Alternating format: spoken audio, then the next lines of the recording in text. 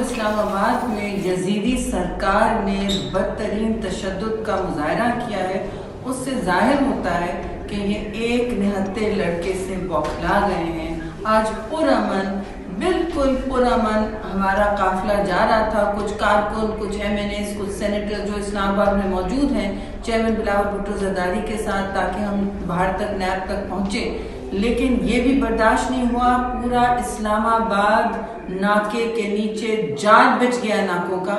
और फिर हमारे वर्कर्स के साथ वाटर कैनन, शेलिंग, तशद्दुद, मेरे पर खुद वाटर कैनन गिरा है।